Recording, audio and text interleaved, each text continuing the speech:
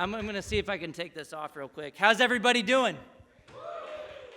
It's a beautiful day, isn't it? And it's a beautiful time to be a school choice advocate because we're winning so much, I'm almost getting tired of winning. Almost, we're not done yet. And Eric, by the way, that was such a long introduction, I almost fell asleep. I mean, I need to cut some of those titles off, but you got to stop calling me doctor. The real thing is I'm not a real doctor. I'm more like a Jill Biden doctor. Got a PhD in education policy. I can't do much else. But I am the school choice evangelist, and it's perfect timing for PorcFest to happen. We're in New Hampshire, the most recent state to go all in on school choice. It's fantastic. And we can thank a few people. Do we have any lawmakers in the audience? So someone texted me saying he was coming up. I guess he got a flat tire or something. I would have thanked him. We can thank Deb, the teachers union president out here, because during a meeting earlier this year, she said something along the lines of, at the state capitol in a committee meeting, that if you want to say in your kids' education, you should just send them to private school or homeschool them. Yeah, that's exactly right. That's why we're pushing for education freedom accounts. And New Hampshire just became the 17th state to go all in on school choice in the past 4 years alone. It's a fantastic time to be an education freedom advocate. I wish Milton Friedman were alive today to see his ideas finally coming to fruition right before our very eyes. And we can thank people who are supporting parental rights in education, but we should really thank Randi Weingarten and the teachers union for overplaying their hand and awakening a sleeping giant. Parents. I mean, I woke up a few years ago, and trust me, I do wake up sometimes. I did stop drinking recently, and let me tell you, it's easier to catch those 6 a.m. flights. I slept in this lodge last night. Anybody else staying in the lodge? It's a great little place to stay. It's convenient, and this is the first time in over a year now that I've slept over 9 hours. I slept 11 hours last night. It's fantastic. I have a new baby. I joined the parent revolution myself, and so I haven't been getting a lot of sleep lately. Mom and baby Angelina are at home right now. I wish they could come along. Maybe next PorcFest we'll stay longer instead of a night or two, and I'll be able to bring them as well. But I woke up a few years ago, and I thought I was in a nightmare or a dream, whatever you want to call it. I thought it was a headline from it was true, I actually woke up. I thought it was a headline from a Babylon Bee article. Anybody hear the Babylon Bee? Anybody on X? Thank goodness for Elon Musk restoring sanity on X. Yeah, exactly, thank you. He's saving democracy. I don't know if we want to do that in a libertarian society, but look, they actually have an account there called Not the Babylon Bee. Like, you don't know these days because things just don't make any sense. Like, is this real life or is it a Babylon Bee article? Well, it was actually something that I woke up to that was a tweet by Randi Weingarten herself. And she's, the head of the AFT, the second largest teachers union in the country. She fought to keep the schools closed as long as possible.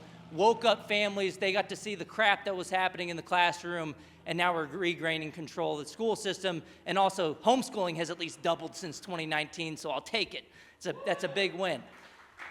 And she had a tweet that she said, look, this is the teachers union boss, and she said that she was in Ukraine at the front lines to assess the situation. Hold up, what the heck was the teachers union boss doing in Ukraine to assess the situation? What was she gonna do, make the war go remote like she did with our schools? I mean, that might actually helped, right? I mean, that would actually be a good thing. But she hurt kids in so many ways when she took away basically the daycare for the kids that they had been relying on for so long, and we're paying for it. We spend, anybody want to guess how much the government schools spend per student per year? Well, yeah, so you guys are in New Hampshire, so you're higher than the average, and we have an above average intelligence in this crowd. So thank you for getting it right for the New Hampshire spending. But in the U.S., it's about $20,000 per student. So, in New Hampshire, you're like in the top 10 states for per student spending, and that's about 50 to 60% higher than average private school tuition in this country. The spending over time has just ballooned. If you look since 1970, even after you adjust for inflation, spending has increased by about 170% in real terms. What about teacher salaries? Those have actually only increased by 3%. So where's all the money going? It's going towards administrative bloat, people like Randi Weingarten who make over $500,000 a year to do what? To wreak chaos in the streets, to fight to close the schools, and to more importantly, fight to trap your kids in failing government institutions for 13 years of their lives, for 7 hours a day, where they learn that big government's the solution to all of their problems. That's how this country drifts into socialism, and that's why you have people like Randi Weingarten and the Democrats scream bloody murder when there's any suggestion that parents be able to take some of that money somewhere else. It's their money. The money doesn't belong to the government. Your kids don't belong to the government. We should be able to take it to the institution or homeschool that best aligns with your values and meets your needs in other ways. We should fund the student, not the system. We should fund the individual, not the institution. We should fund the children, not the schools. The money doesn't belong to the government schools. It's supposed to be meant for educating the child. We should send it to the school that aligns with their values and best meets their needs. And, look, libertarians might not like this, but if you like your public school, you can keep your public school. It's true, but for real this time, unlike with your doctor, you can actually still send your kid to the public school, and we've had decades of evidence of school choice in the U.S. In fact, in Maine and Vermont, I think New Hampshire too, they had the oldest voucher programs in the country when they started, like the late 1800s. A lot of people don't know this, but specifically for kids who were in rural areas, if you didn't have a public school, great, the state would give you your funding. And you could take it to a different government school, or you could take it to a private school, even a religious school if you wanted to. Those laws have been on the books for over 150 years, and it really puts to bed the myth that if you're in a rural area, you can't have school choice. So anybody from Texas in the audience? Yeah, there you go. I'm from Texas. I still live in Texas. I lived in D.C. during COVID. Don't recommend it. It was a horror. Oh, my God. It was like this brief period in my life, 6 years that I was in D.C., and it happened to happen during COVID. And I'm glad I moved back and got into the land of freedom. And now we're the land of education freedom, too, because so a lot of people don't know this, that Texas is one of the late movers on education. New Hampshire almost beat Texas. Texas was number 16, New Hampshire number 17. And Texas, we had 23 Republicans vote with all the Democrats in 2023 against their own party platform issue of school choice, and they killed it. The Senate had passed it, the House did not, but then the primaries happened. Parents woke up, they took their voices to the ballot box, and guess what? After the primaries, out of those 21, 14 of them are gone. Kick them out of office. Get out of here. 2/3 of them lost their seats, and that never happens. Look, if you're not involved in politics too much, you might not know this, but the hardest thing to do in politics is to kick out a sitting legislator. The incumbents win year after year after year. 95% of the time, they win their reelection. It's hard to take them out. So the voters took them out. 2/3 of them are gone, and in this session, they just passed universal school choice. Finally, after those guys left office. And guess what? 6 of the 7 who remained and survived somehow in the primaries, they ended up voting for school choice too. Hey, look, you play stupid games, you win stupid prizes. But look, one of my favorite quotes from Milton Friedman is that it's not about getting the right people into office. Obviously, that helps if they vote for the right thing, but the way that you truly change things is by creating a climate of opinion where it becomes politically profitable for the wrong people to do the right thing. 6 of the 7 voted the right way this way. They even, earlier this session, they were like, yeah, I'm never going to vote for that. It's not going to happen. I'm philosophically against it. So they probably didn't have a true change of heart, but they read the tea leaves, they put their thumb in the air, and they figured out, I better side with parents this time, so I will be on the right side of history, and maybe so I can continue my work in other ways on other bills. But if they would have doubled down, maybe we could have taken them out, and we would have been better off anyway. But New Hampshire became number 17. You already had an education freedom account program. Anybody hear that program in here? It's probably the best name in the country, let me just say that, education freedom accounts. And everywhere else, they basically call them education savings accounts. But the way this works is you can take that money to your assigned government school if you want. If you like your public school, you can keep it. But if not, you can take it to a private school, a charter school, a home-based education option. It goes into a savings account directed by the parent. Now look, for libertarians in the audience, you might have one argument, and I know this would be the first question if I didn't bring it up to begin with, is that, well, we don't want the government involved. We need to abolish public schools altogether. With government shekels comes government shackles. I get it, I understand, but if that's not gonna happen, we gotta take the incremental win, the more likely victory in the short term to allow the money to follow the child. Because look, you can get the shackles without the shekels. And this has happened historically. It happens now. I just landed a piece in the Wall Street Journal earlier this year. Illinois. Anybody from Illinois? Ha, sorry you live there. You should move to New Hampshire or maybe my home state of Texas. But they are like the worst in every way. The unions control the legislature. J.B. Pritzker sucks in so many ways. And they killed their school choice program in 2023. Guess what they did this year? They started coming after the homeschoolers. So school choice wasn't the problem. The problem is that you have authoritarians in office who do two things at the same time. They'll fight to school education freedom when it comes to school choice, and they'll fight to kill education freedom when it comes to your right to raise your own children at home, basically to homeschool your own kids. Thankfully, there were like 50,000 homeschoolers who testified against that bill, or at least signed up against the bill. The Democrats still passed it out of committee, though, on a party line vote, 8-4. It ultimately didn't make it across the finish line. That's another day that we're going to fight. But look, at the end of the day, eternal vigilance is the price of liberty. The authoritarians are coming after your right to homeschool and to privately educate your child, whether you have school choice or not. You look in New Jersey this year, they had a bill to do the same thing. You look in... The Republicans and the Libertarians can walk and chew gum at the same time, too, though. You look in other states where they've expanded school choice, they tend to have more homeschooling freedom. Look at anybody from Ohio. Ohio, Missouri. In Ohio in 2023, they passed universal school choice. They also deregulated homeschooling the same session. You look in Missouri last year, they expanded school choice in the same bill. There used to be a provision in Missouri where the public school district could sick the police department, the sheriffs, on your homeschool families. They could basically try to attack their competition using the police force. I mean, it's insane. But in that same bill in Missouri, they took that provision away. So the people who respect freedom can walk and chew gum at the same time as just like the people who don't respect your freedom to raise your kids at home.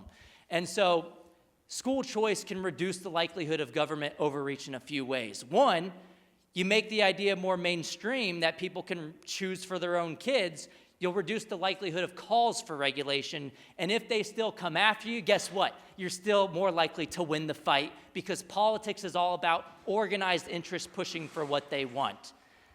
And the unions have done this for a long time. They're special interest number one when it comes to the education system. But if you have more parents on board fighting back, you're more likely to win against the authoritarians who want to come after your freedom.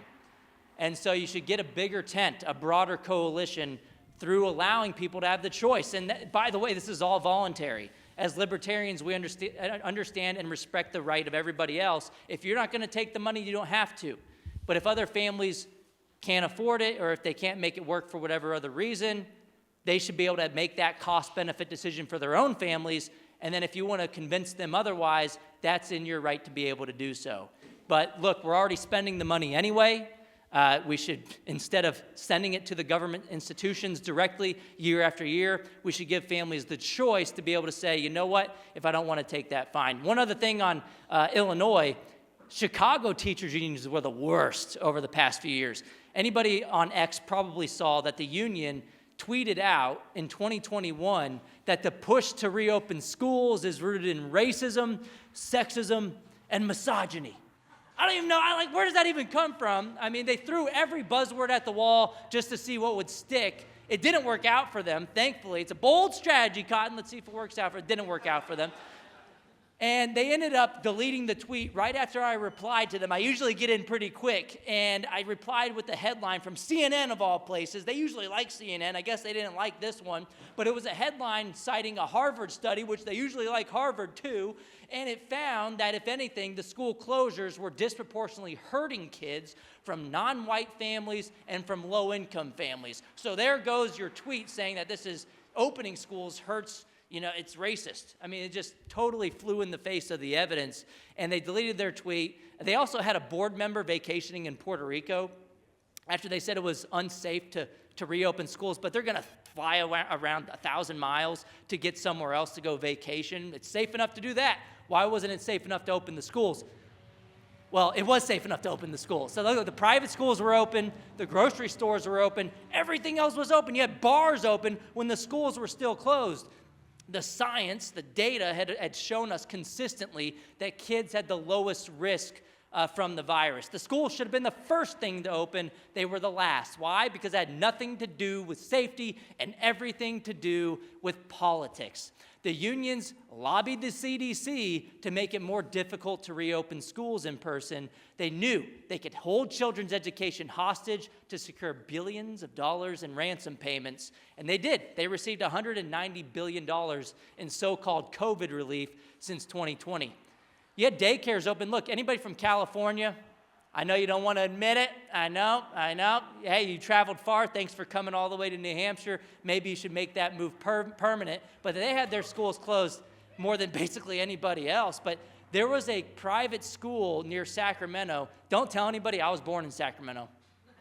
Nobody knows this, but my dad was in the Air Force. We moved to San Antonio by the time I was 4 years old, where I went into the government school system. So if I made any mistakes today, I'm sorry. I went to government schools for K through 12 for 13 years of my life. I regret it. I mean, a lot of people tell you that, if you homeschool, you can't do that because of the socialization aspect.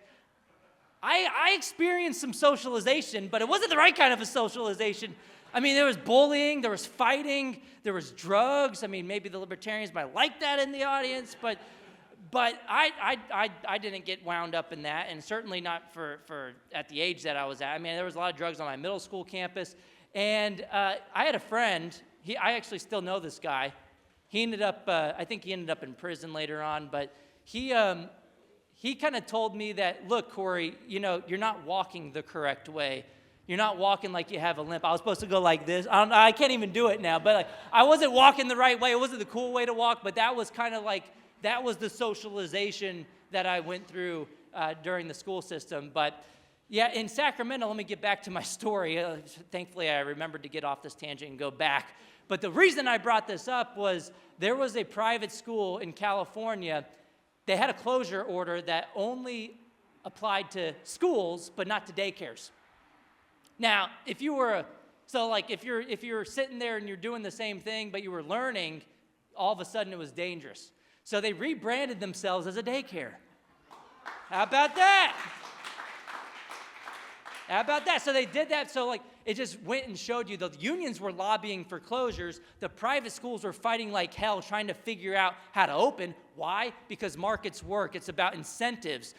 Bottom-up competition told the private schools that if we don't open up, we're probably going to have to close for good. Whereas the government schools, they knew that if they kept their doors closed, they could financially profit from doing so. First of all, they could work at home in their pajamas, but they'd also get even more money for being closed. They could use that conversation at the bargaining table as leverage to say, look, we're not open because we need more money. If anything, I did a study showing that the schools that had more money were less likely to open.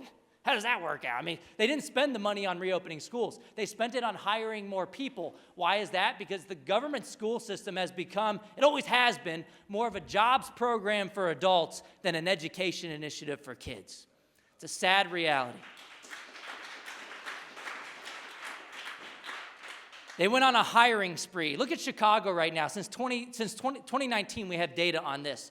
They have lost 10% of their student population. People are leaving the Chicago public schools, but guess what they did with hiring?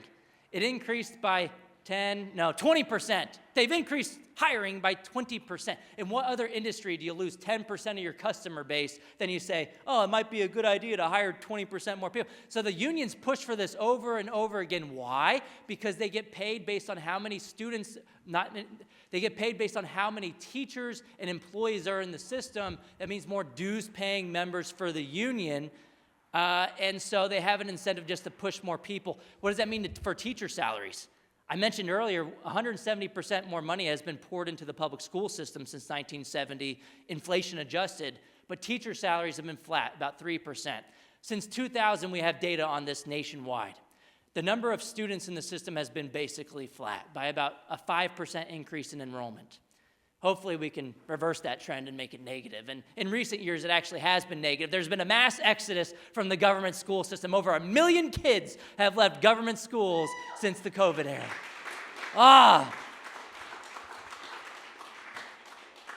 We got some rookie numbers. We got to pump those numbers up. Let's keep it going. But yeah, I mean, homeschooling is partially to thank.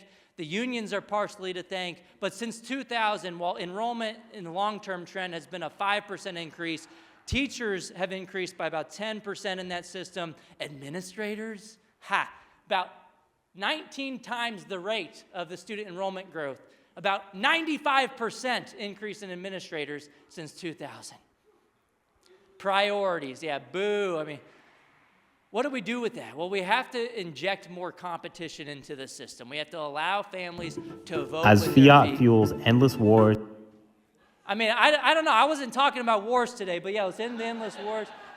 I mean, the teachers' unions have waged war on our kids, but we're winning this war. Finally, we're winning the battles. We're winning the war.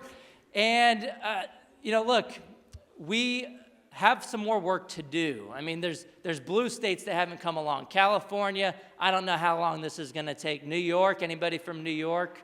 I don't know how long this is going to take. But look, the way I think this goes forward is that the non-Democrat controlled states, they are the first movers, and hopefully our states start to behave like the laboratories of democracy that the founders intended. And if the blue states don't do that, hopefully they'll become red or purplish states. Maybe some libertarians can win office in those locations.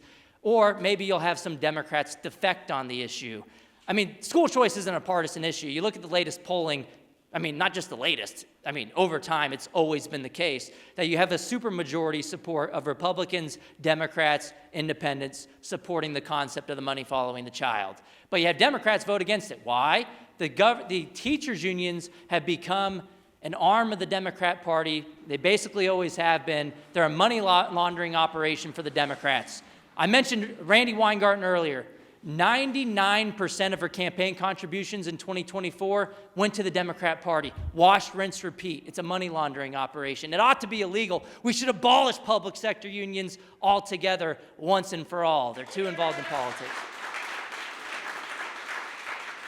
Maybe that's where we go next. A lot of people are like, once you win the school choice fight, where do we go next, Corey? Well, let's get rid of all the public sector unions. They use taxpayers' money to lobby against the taxpayers. It makes zero sense. Even FDR knew that there were problems with public sector unions, and we're seeing this in Chicago right now. I'm talking to you, Illinois, because Mayor Brandon Johnson, I mean, he is a clown show. He's running that city into the ground. Guess where he came from before? He was an organizer for the Chicago Teachers Union. Aha! Funny how that works. That was his main funder. They poured millions of dollars into his campaign, and he basically still, in deep blue Chicago, only won his mayor's election by like 3.5 points against another independent that was basically known to be a friend of Republicans. He had the backing of a lot of the Republicans, and he still, Mayor Johnson, only won by 3.5 points. So a lot of people will point to Chicago and say, Corey, you're winning everywhere, but you're not. I mean, the worst places are like Chicago, where they push to close the school the most. They're still running the school system into the ground. They have 30 to 40 government-run schools where they have 0% math proficiency rates. Not a single kid proficient in math. They spend over $30,000 per kid. Anybody know there's teachers union boss out there? Her name is Stacey Davis Gates, and she's the head of the teachers union. Guess what she called school choice a couple years ago? She said it was racist. Anybody could have guessed it. I mean, they called reopening schools racist. They called school choice racist. Guess what we found out last year? She sends her own kid to a private school. So are you telling on yourself? Are you calling yourself racist? Or are you just using that as a tool, as a hammer to fight against any policy that hurts your bottom line? And the private school she sends her kid to actually costs half as much as the government schools and only costs about $15,000 per year. So hey, let's make a deal. Let's have other families have school choice too and only give us half the money. And that's kind of how it works in New Hampshire. I mean, half would be a bargain. It would be a big deal for families at this point because the state share of total funding in New Hampshire is only like a fifth. It's like $5,000 per scholarship, whereas the government schools are spending far north of $20,000 per student. There was a bill a couple years ago filed, I don't know if Glenn Cordelli ran the bill or not, but he was definitely a supporter of it. Anybody know Glenn? He's a great guy. You hear Glenn? Next time, come by next time. But he had ran a bill that got tabled, unfortunately. We need to do some more primary work in New Hampshire, let me tell you. But it was basically to allow the local funding to follow the student too. If Verville. Kev, and see here? He, local EFA. So if he's, all right, so go Kevin, right? Yep. I think I follow him on Twitter, X, but anybody still call X Twitter these days? I'm sorry, I make mistakes too. I promise not to call. It's like always in the back of my mind is something I always have to correct and call it X, but that's the next move, I think, is to allow the local funding if your district opts in to allow that. So it's not forced upon a district. It's obviously never forced upon an individual family, but that will allow for more meaningful options to prosper as well. I think the next move, you now have universal school choice, is to blow up the system, get as many people signed up as possible, and make people like Deb, the teachers union president here, freak out even more. It'll be fantastic. What's the current enrollment in EFAs here? Jody, do you know? A lot. So basically, we need to pump those numbers up here as well. I know there is a limitation in the bill that actually passed, and Jason, you might know more specifics on the bill, but I know there was a different version in the House than there was in the Senate. I like the House version better. I think the Senate version actually passed, but look, we can't make perfect the enemy of the good. You take the win you can. You pick that battle another day. But basically, the limitation was that if you hit the cap of 10,000 students, then basically the additional students aren't going to get the scholarships. So, but there's an automatic escalator in the bill. I'm getting there. I'm getting there. Let the man speak. But there is an automatic escalator in the bill, which is a welcome inclusion that if you hit that, it'll increase the cap by 25% the next go around. So we're not even anywhere near, I think, to the 10,000 student. We're at 5,000, we're about half, so it's not a limiting factor right now. But with the expansion, maybe at some point it does become a limiting factor. So this is one of those things. Look, libertarians, we like to overthink things sometimes. And, I preferred the House version, but I wasn't going to go kill the Senate version because I was going to stomp my feet and take my football and go home, right?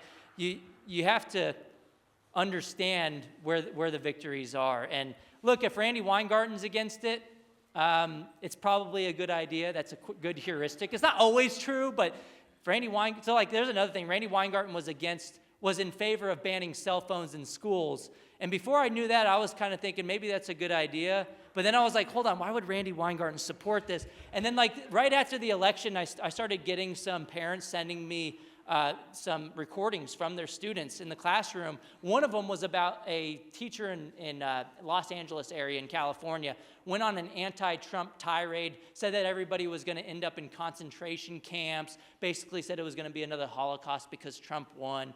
I shared that on social media. The dude went on I don't know if he's still employed or not, but he got administrative leave. He was probably paid. You know how that works. They go into the rubber room and they separate him from the kids, and they end up taking taxpayer dollars anyway, which is another thing that we need to reform. But maybe Randi Weingarten's in favor of the cell phone ban because it's exposing the rot in the system. I mean, this is why we're winning on school choice right now. With the COVID closures, families got to see what was happening. They saw divisive ideology. They saw gender ideology in the classroom. And look, maybe you're in favor of all those things, but the problem is with the government school system, it's one size fits all, and there's basically people are going to disagree about how they want to raise their kids. That's just a fact of life. The problem is we force millions of families, about 50 million kids a year. It's less now because of the COVID mass exodus, maybe 49 million.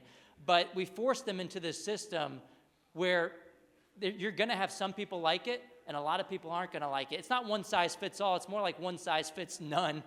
And you're forced to pay for it. And if you want to go somewhere else, you basically have to pay twice. You have to pay out of pocket for the private or homeschool experience, or even through opportunity cost. If you could have made money doing something else, now you're homeschooling. And then you're also paying for the school you're not using. In what other industry do we do this? I mean, imagine if you were assigned to a grocery store or a restaurant based on where you lived, and you couldn't go anywhere else unless you wanted to pay twice or you had to move houses. I mean, that would make zero sense. That would create so much monopoly power in that system. You'd have food poisoning every year, and if you complained about it, they'd tell you, go complain at the grocery board. We'll change it next time. Maybe we'll call you a domestic terrorist. That happened at the school board meetings, actually. There were some families who were upset about critical race theory, and they got labeled. There was an FBI threat tag that actually was created specifically for parents protesting at school board meetings. Well, that was not a good move, because that was the National School Boards Association that sent a letter to the Biden administration calling for this. They invoked the Patriot Act, of all things, to weaponize the federal government on parents who were doing what the unions always told them to do. They always said they had democratic accountability. We see how good that worked out. It didn't work out. I mean, they called us terrorists. It's not true accountability. Top-down accountability never works. And even in places like Texas, where we've banned divisive concepts like critical race theory, guess what? We have undercover video from Accuracy in Media. They've gone into public school districts where they admit they're doing it anyway. It's just, they'll just call it something else. They'll move the goalposts. They now say, well, we don't call it that anymore. We'll call it social emotional learning, and we're still going to get away with it. And by the way, if they find that out and they figure out what we're doing, we're not going to call it DEI. We're going to call it student mental health support. And if they figure that out, at the end of the day, behind closed doors, the employees are going to do what they want anyway. So don't worry about it. And so, top-down reform doesn't work. It has to come from the bottom up. That's the only true form of accountability. Foot voting. Just like in every other industry, it works for education too. You might not like this as libertarians, but we find this all across the country. 26 of 29 studies find positive effects of school choice competition on the outcomes in the government schools. It's a rising tide that lifts all boats. It's a win-win solution. It's not really public versus private. It's not student versus teacher. It's just about freedom of choice. And again, if you like your public school, you can keep your public school. If you want to fight to get rid of that later, maybe I'll help you in that battle. It's probably not going to happen anytime soon. But there was a guy from Honduras here earlier. Are you still here? What is it, Prospera? You guys are doing it right. We got to figure out what you're doing. Homeschooling is basically the norm in Prospera. So thank you for coming by the talk as well. We'll hear from you soon, I think. And I think...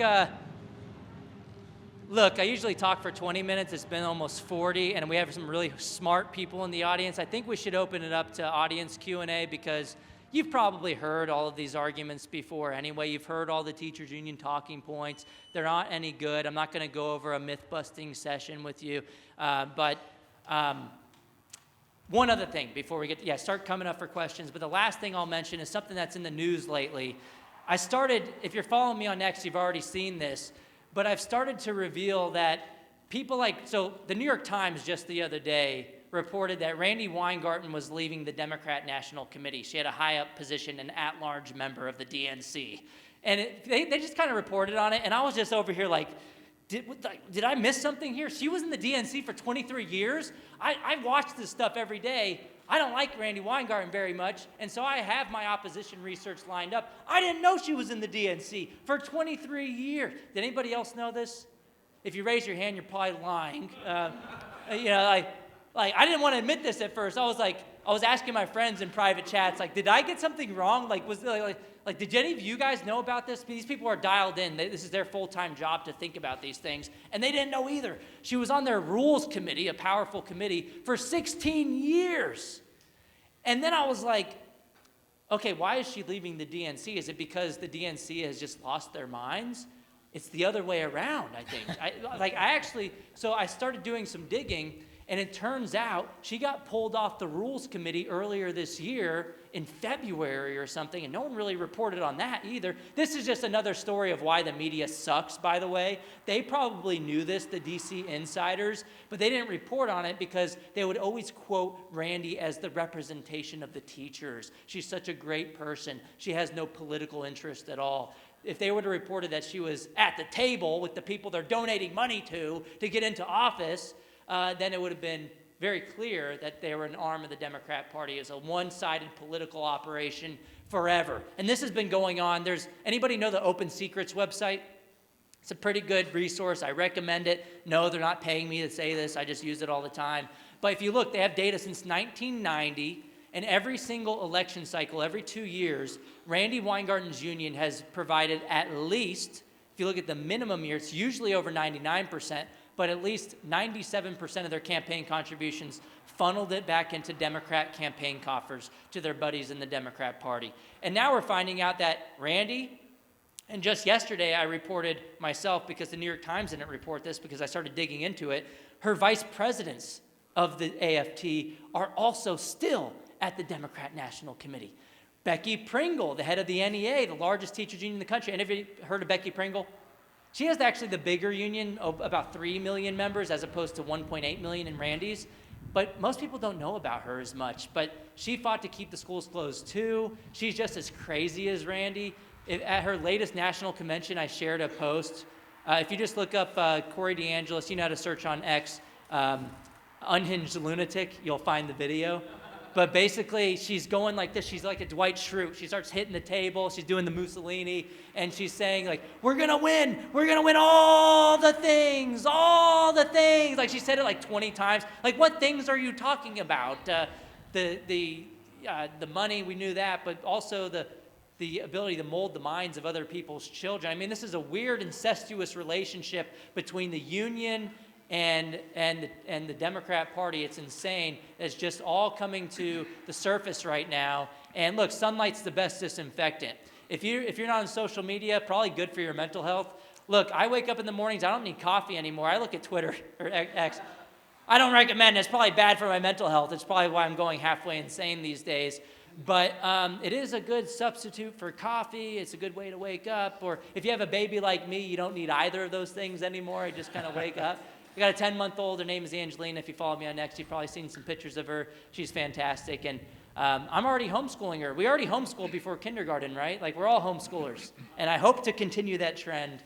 And how do we learn these days? We look things up. I mean, if we started sending our kids to the government when they were born, everybody would ask, how would you learn how to walk without the government? How would you learn how to read or talk without the government? And we're doing the same thing right now. How are you going to be able to educate your kids when they're 5 without the government? I know you do it at 3 and 4, but how are you going to do it at 5 without the government? I'm sure we can figure it out, especially with places like Baltimore, where they have 40% of their high school kids have 0% math proficiency rates. Chicago, they have 0% math proficiency in 30, 40 schools. It's insane. They're failure factories. Parents, you can do it. You're smarter than these people. And even if you're not, guess what? You can choose your doctor without being a doctor yourself. You can choose your car without building the car yourself. It's not rocket science. You can figure it out. People kind of know what the best schools or co-ops or homeschool pods are. You can ask questions. You can look things up. You can do this. So I want you to take some form of confidence from this talk as well. We're winning on the policy side, but you can also do it yourself too. So don't feel like you need to lean on anybody else. But let's open it up to questions. Thank you guys so much for coming out. And thanks, Randi Weingarten. You're doing the Lord's work. We have like 18 minutes for questions. Let's try to keep it at a question, not a comment. If you want to comment, that's fine too. I've learned I can't really police those things. But if it's going to be a comment, don't filibuster. Come on, man. Don't speak for the whole 20 minutes. But yeah, I'm happy you guys are lined up for questions, and let's take it away. Thank you. Okay. I am looking for a devastating comeback, and I'll make an example. I've been to school board meetings, and I've always wanted to say, make some comment to which they would say, well, what do you know about teaching? And my response would be, I used to teach people to fly airplanes. If I screwed up, there was a funeral, you screw up, you just promote them. I love it, I love it. I mean, my quick comeback is that, look, I kind of said it at the end of the talk right now. Parents can figure it out. You don't need to be a doctor to choose your doctor. Mm-hmm. And I think Milton Friedman had a great quote. I don't really use it all that much because I don't know if the person I'm arguing has cancer or not. But anybody remember the cancer quote by Milton Friedman? It's basically, like they'll say he's not a doctor or something. I don't remember what the exchange was, but he says something along the lines of, you don't need to have cancer in order to treat someone for cancer, basically. You don't need to be a part of the problem to solve the problem. And so I don't use that because I don't know like who I'm arguing with unless I do some research on them beforehand. But that's another comeback. You can maybe twist it if you want. But also, you can just throw it back on the status quo and say, do you guys know how to teach either? And then bring up their math proficiency rates. Okay. They're usually not that great. That was my example. The one I need a comeback for is when I go to their budget meetings where they're trying to take their already bloated budget and expand it even more. And when I argue against it, they're going to say, who paid for your education? Who are the what? Who paid for your education? And the best that I can come back with is, slavery was legal at one time too. Oh, boom. So who paid for your education was basically the comeback, is the argument they made? That's what they would say as I argue against I'm paying for it, it's my budget. money. What are you talking about? It's my money. So are they saying that because you went to a public school or? Well, I did go to a public school, a government school, but I go to the budget meeting or the deliberative session where they argue about this and try to get even more money. And they're going to, if I say, you don't need that much money, and they're going to say, or taxpayers shouldn't be funding this, they're going to say, who paid for your education? And I need a good comeback for that. I'd say I'm a taxpayer. Let me take that money somewhere else. Yeah, the parents did. So it's our money that you extorted from us. But you don't really want to use extortion in the media. I would just say it's my money. But I paid for it. Their idea is that other parents paid for my education, and therefore I should pay for the education of everybody else. I would sidestep that conversation and point out, look, we've thrown more money at the problem. Things haven't gotten much better. So I would use historical data. And so I don't know what your specific spending numbers are, but I would just say, hey, look, our spending has increased by 100%. It's doubled since in this time period. Have the outcomes doubled? And then they'll say no. Well, actually, they'll say, well, if we try this again.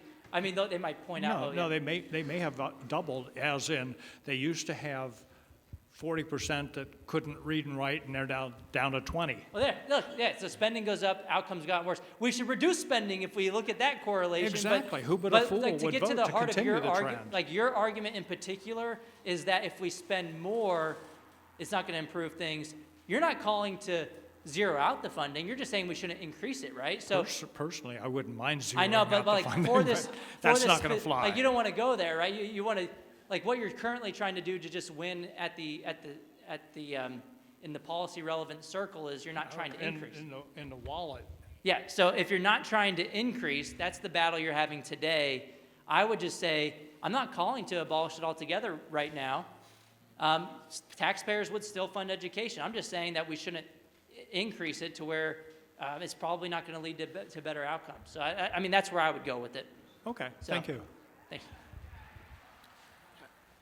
Has there been any movement nationally or any states to end the compulsory attendance? Because I think that would be a stit. New Hampshire still has it. Yeah. I'm glad I saw Connor Boyack in the room. Where are you at, Connor? I think you're next. You might be next. There you go. You didn't come to see my talk. You've heard it all. Right. I actually have a co-authored book with Connor, by the way. He's fantastic. It's called Mediocrity. 40 Ways Government Schools Are Failing Today's Students. It came out on the 40th anniversary of the Nation at Risk Report. Anybody heard of the Nation at Risk Report? Well, read the book and you'll figure it out. But we have these 40 examples. We really had to cut things down to get it down, because there were like 4,000 ways the government schools were failing today's kids. But in Utah, there's a way around compulsory attendance laws that started during COVID, right? So the one-year moratorium that we got passed, and even the most socialist senators said this is great to give Yeah. Yeah, so look at what Utah is doing. You guys have kind of just like pushed it year by year, right? They killed it. Okay, but that may be a way. Look, Rahm Emanuel, I know he said never let a crisis go to waste, but Milton Friedman actually had a similar quote, which was the way that, that was my other quote I brought up, but the way that you change things. It was about, there's a point where, only real change comes through a crisis, whether it's real or perceived. Anybody heard that Milton Friedman quote before? And he basically said that the ideas that are laying around at the time will determine what that change looks like. So that applies to the post-COVID school choice boom, but it also applies to the next time we have a crisis. Hopefully we don't. I can't believe we all just kind of laid down and took it during COVID. This was like the lowest risk thing we've ever seen. We had data on it, and people just kind of said, fine, we'll mask everywhere. That virus must have been real smart with the schools and the daycares, by the way. It knew if you were learning, I'm going to get you. But if you weren't, if you're just sitting there like at a daycare, it was going to turn off and you were going to be safe. It was actually a very courteous virus, too. Anybody fly during COVID? So, you know how, you take your mask off at the same time, everybody in that little metal plane, and everybody would eat their snacks at the same time, even during COVID, and drink their waters or whatever they would pass out. COVID was very courteous to say that, if you're eating, I'm going to give you a second. I'm going to wait for you to put your mask on. Then I'm going to come back and I'm going to be very dangerous again after you eat. Anybody had to go to a restaurant during COVID and it made no sense, right? You'd put your mask on when you get there and then they're like, oh, you better have your mask on. I went somewhere in DC. I literally walked 10 feet. Yep. Put your mask on. Sit down. Take your mask on. I'd look at the waiter this is stupid, right? Yep.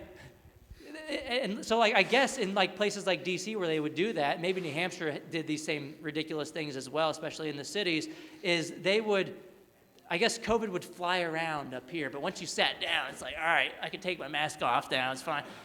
But the plastic screens too? Yes, yeah, and they kept them after COVID, and they did the whole outdoors things, and they build extra buildings. Anyway, we're running out of time. Look to Connor for the compulsory education law stuff. I don't know if there's other states that have taken these approaches, but you can basically circumvent compulsory education with homeschooling if you have enough freedom to homeschool. So I would say the more realistic fight is to make homeschooling as free as possible in your state. And if they come after you, like they did in Illinois, show up, rise up in a peaceful way and tell them, hell no, they're not your kids, they're mine. And so I'm going to direct the upbringing of my children. Thanks.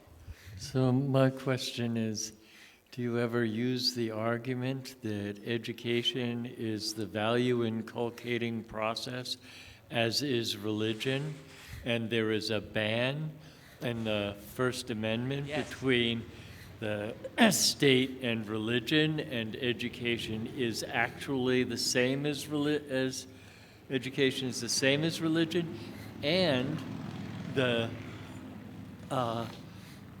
task that Skull and Bones took on from 1830 was to establish that the government could control the educational or the value inculcating process. Yeah.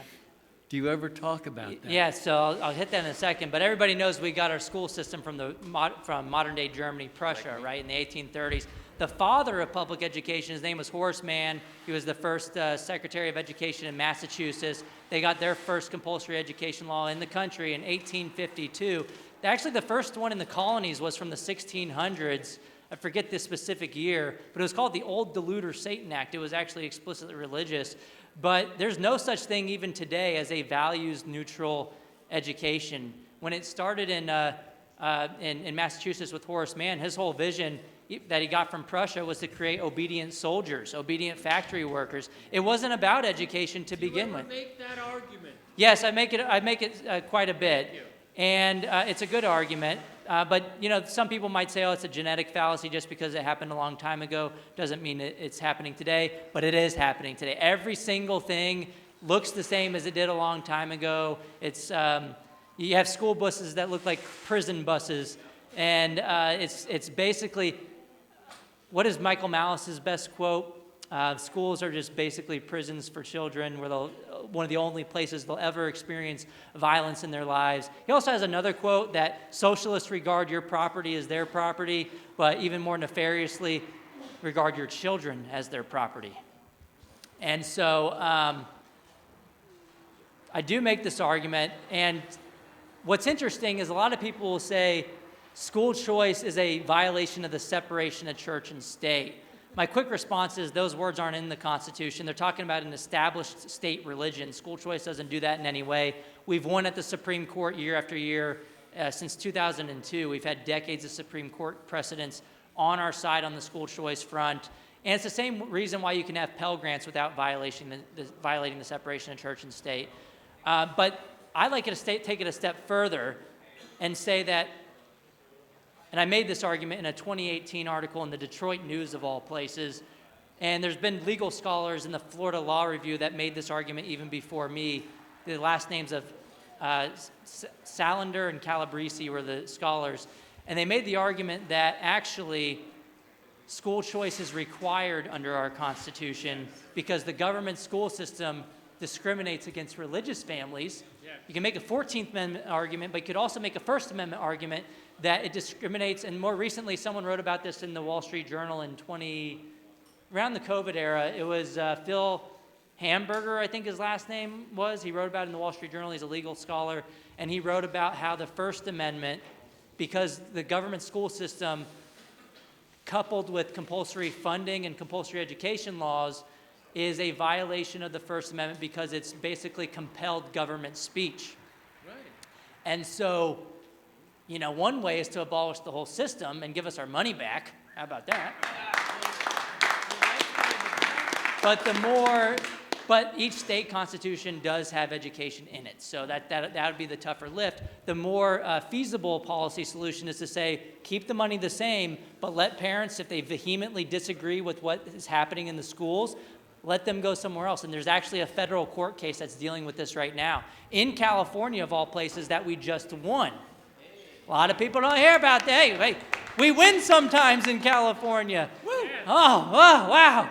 But this case actually ruled that, so parents were in the dark about this gender ideology stuff that was going on in California, and the parents were pissed, and they said, look, next time just tell us about it, and hey, we're not going to say you can't do it, but let us opt out. If we don't want that, let us opt out.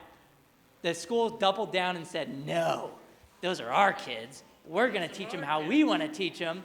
Even if you don't like it, then too bad. And you still have to pay us your money in taxes every year.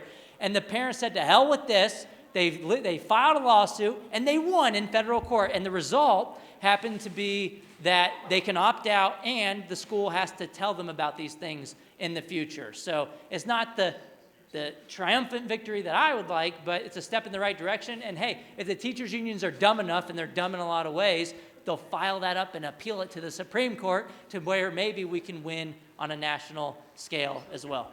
What about the idea of the voucher so that everybody can choose? In other words, we need to have public financing of education, otherwise we don't have educational opportunity. Yeah. But why not just make public education your right to a voucher? So that's basically what I've been arguing this whole past hour. So I think, maybe that's another result of such a case where they say, we're not going to abolish everything, but at least let the money follow the child. I have 3 minutes. Let's try to get the next 3 questions speed round. Mine will be quick because I was just about to talk about the gender stuff. Back in my freshman year of high school, I was mandatorily required to do a unit on gender theory. And yes, I'm a Californian. And my question, you presented a political combat to combat politically in the court. My question was going to be more of an alternative means for parents to combat this, especially since they didn't tell my parents that I was being indoctrinated in this. And I told them myself. And so unless if their child is telling their parents about this, the parents would not know that that they're sending their children to gender propaganda school. Yeah, look, you got to talk to your kids. You got to ask them these questions. And so, look, I'd say there are legal remedies as well. And who's ready to get rid of the Department of Education finally? Fantastic. That hasn't happened yet. We're trying to give it death by 1,000 cuts and kill it from the inside. With Linda McMahon, anybody heard of her? I hope she gets in there and body slams that department once and for all. But it hasn't happened yet. We need a filibuster-proof majority in the Senate. That's probably not going to happen anytime soon. But let's use it to our advantage right now. In federal education law right now, for special needs kids, you can compel the district to fund your child's private education in any state, anywhere, even if you don't have school choice, even if you're in California, if they're violating your right as a special needs student. So now you have to have a special needs kind of label, but that's one way to get school choice even in blue states like California and New York. And I'm on the board of Liberty Justice Center. We have been racking up W's on the legal front. Most recently, in places like Texas, they were using school district resources to lobby against school choice and to get involved in the primaries. They got they were basically sued by the Attorney General. So that's it. We should hit them at the flanks, fight at the policy front, but fight at the legal front too. Let's get to the next question. All right, so I'm a 1 minute. I'll be quick. I'm a pharmacologist by training. I wanted to get your thoughts. I think one of the biggest dangers of public schools, surprisingly, no federal money has gone to researching this. If you're a student in a public school, you're much more likely to be on a psychotropic drug, which changes your behavior, and I would argue in a not positive way. How do we get a study done so that we can show homeschoolers, people who choose alternative educational paths, are less likely to be on psychotropic drugs, which definitely impact mental health? Yep. It increases the risk of suicide, which is horrible. So Connor's next. I'm going to answer in 15 seconds. Thank you. Basically, they have an incentive to label you as special needs. They have an incentive to over-medicate your children, and this is particularly bad for young boys who are fidgety, who need to move around to learn at a young age, and that's the factory model school system tells them that they are broken. Your child is not broken. They're normal. They're beautiful the way that God intended them to be, and the school system is what is broken, so let's fight back. Thank you.